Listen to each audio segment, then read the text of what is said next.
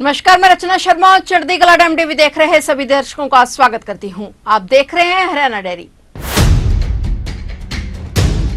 डर भारत के लोगों में नहीं बल्कि उन हमलावरों के अंदर बैठेगा जिन्होंने ऐसा घिनौना काम किया है। ये चुनौती मुख्यमंत्री नायब सिंह सैनी ने पहलगाम आतंकी हमले में मारे गए लोगों के प्रति अपनी संवेदना प्रकट करते हुए दी। मुख्यमंत्री नायब सिंह सैनी दिवंगत नौसेना अधिकारी लेफ्टिनेंट विनय नरवाल को श्रद्धांजलि देने और उनके परिवार से मुलाकात करने पहुंचे थे। इस दौरान मुख्यमंत्री नायब सिंह सैनी ने परिवार को सांत्वना दी और कहा कि सरकार हमेशा आपके साथ खड़ी है। उन्होंने कहा कि जिन लोगों ने कायरतापूर्ण हमला किया है वे बचेंगे नहीं। शहीद नेवी लेफ्टिनेंट विनय नरवाल की बहन सृष्टि जब मुख्यमंत्री नायब सिंह सैनी के सामने फूट फूट को रोई तो सीएम सैनी भी भावुक हो गए। नरवाल की बहन सृष्टि ने मुख्यमंत्री के सामने इंसाफ की गुहार लगाई। इस पर मुख्यमंत्री नायब सैनी ने उन्हें भरोसा दिलाया कि आरोपियों को बख्शा नहीं जाएगा, जरूर न्याय मिलेगा। वहीं पत्रकारों से बातचीत करते हुए मुख्यमंत्री सैनी ने कहा कि जिसने भी ये हमला किया है वो मानवता पर हमला है। सरकार उनके खिलाफ ऐसी कार्रवाई करेगी कि भविष्य में कोई आतंकवादी ऐसा कुकृत्य करने की सोच भी ना सके। उन्होंने ये भी कहा कि हरियाणा सरकार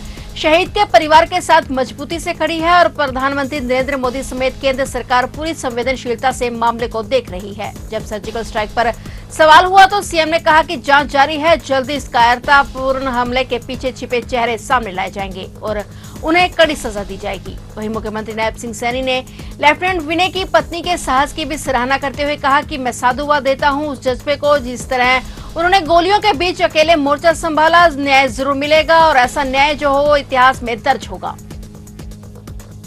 जिन लोगों ने कायरतापूर्ण वो जम्मू में हमला किया है, मानवता का नुकसान किया है, वो बचेंगे नहीं। उनके खिलाफ सख्त कार्रवाई होगी और ऐसी कार्रवाई होगी कि आने वाले समय के अंदर इस प्रकार का कुकृत्य करने का साहस सोच समझ करके करेंगे। विनय नरवाल एक बहादुर हमारा जवान है। मैं उनको श्रद्धांजलि अर्पित करता हूँ। परमपिता परमात्मा से प्रार्थना करता हूँ कि उस दिवंगत आत्मा को अपने चरणों में स्थान दे। परिवार को, मित्रजनों को, रिश्तेदारों को जो उनके जाने से दुख हुआ है, उस दुख को सहन करने की शक्ति प्रदान करे। हरियाणा सरकार पूर्ण रूप से परिवार के साथ है। आदरणीय मोदी जी सभी परिवारों के साथ हमारी भारत सरकार खड़ी है। हरियाणा सरकार पूर्ण रूप से विनय नरवाल के साथ और उनके परिवार के साथ खड़ी है। फोन नीचे कर लो प्लीज, फोन नीचे कैमरे में आ रहा है आपका फोन।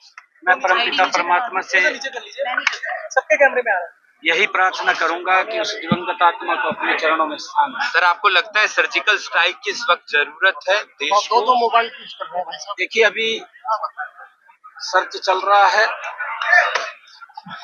जिन लोगों ने इस घटना को अंजाम दिया है उसके पीछे कौन लोग हैं और किन की वो इतनी बड़ी घटना को अंजाम देने की जरूरत हुई है, जल्दी ही उसका पर्दाफाश। कश्मीर के तमाम स्थानीय लोगों को कुछ संदेश देना चाहेंगे जिनके कारोबार पर असर पड़ता है, पर्यटक न जाए, ऐसा उनको कुछ मैसेज देना चाहेंगे? ऐसा कुछ नहीं है। देखिए, क्योंकि अब ये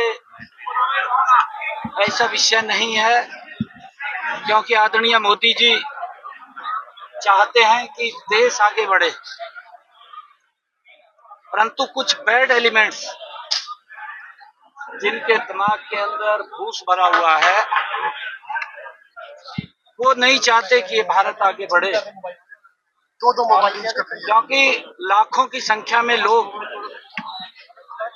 जम्मू कश्मीर के अंदर जाते हैं और किस प्रकार से वहां पर सैलानियों के ऊपर गोलियां चला करके उनको मौत के घाट उतार दिया। वो अपने मंसूबों में पूरे नहीं होंगे, उनके खिलाफ सख्त कार्रवाई होगी। सर, अमरनाथ की यात्रा है, वैष्णो देवी की यात्रा है और तमाम वो चलेंगी यात्राएं, उनके ऊपर कोई असर नहीं पड़ेगा। लोगों में डर ना बैठे सर।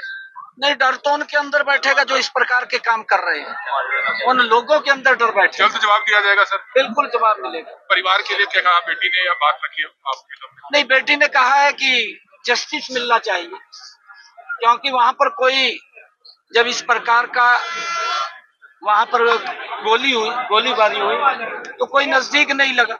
1 घंटे तक वो बिटिया को मैं उसको जो बहादुरी से वहां बैठी रही उस मैदान के अंदर उस गोलियों के बीच में, और वो अकेली वहां डटी रही, मैं उसको साधुवाद देता हूँ।